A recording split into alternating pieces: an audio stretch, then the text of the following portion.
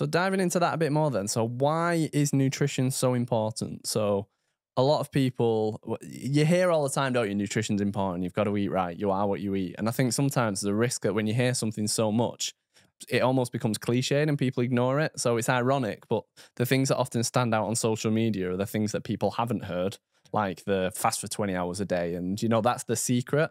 And then the real basic general nutrition stuff often just gets kind of overlooked. So on a real basic level for people who aren't necessarily super passionate about nutrition, why is nutrition in general so important to us as mountain bikers, but then also just as people who want to perform well through life?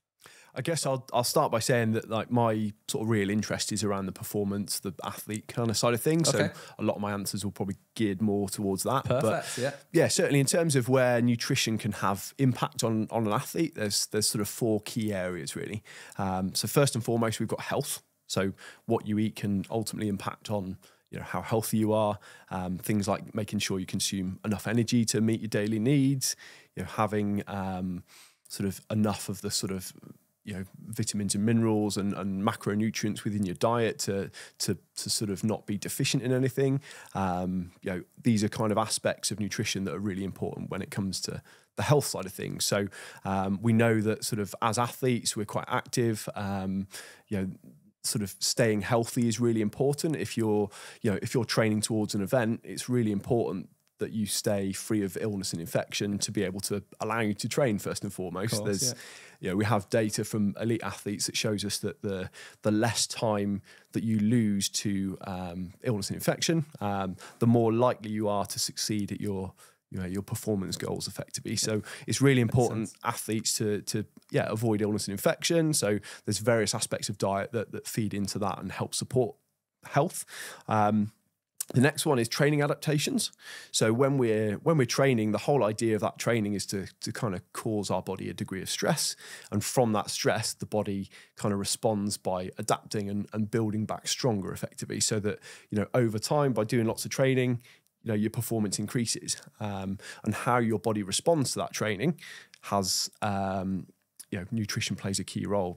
Things like protein for muscle building. All of the what you eat around your session can have an impact on how the body responds to it and how much benefit you get from that training session. So the really kind of sexy thing is that by using nutrition effectively around your training, you can effectively get more benefit from that training without actually having to do additional training, if that makes sense. So I'm already going to knock you off from your four then, because I don't want to forget to ask you about that. So we'll definitely do all four. But when you say that then, do you mean something as simple as doing a workout when you're fueled versus doing a workout when you're not fueled? Because obviously if you go into the gym, I've done it myself where I've skipped a meal, go to the gym and you're just knackered.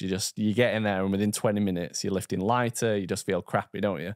Is that what you mean? Or is there more? A degree, yeah, there's kind of two aspects to it. So the nutrition is going to influence the amount of stress that you can actually create within that session. So if you go out on a ride and you don't fuel it very well and you get 2 hours in and you're absolutely knackered and you come home, that's going to be quite a different amount of training stress compared to maybe doing 3, 4, 5 hours where it's well fueled and you create a lot more sort of, you stress the systems differently. And as a result, you're likely to get far greater improvement in sort of fitness from doing that greater amount of training load. So that's one aspect. There are various kind of nutrition approaches we can use around things like fueling, around using some dietary supplements. So things like caffeine and creatine particularly can help us to get more out of the sessions that we're doing in terms of the amount of work that we do.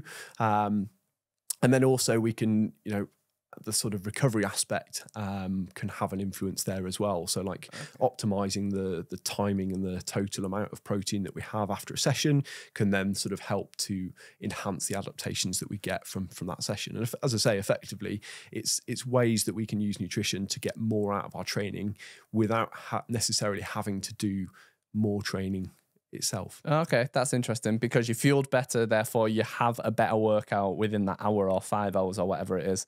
And then of course the recovery afterwards, you need to make sure you're eating right to recover from that effort. Exactly, yeah.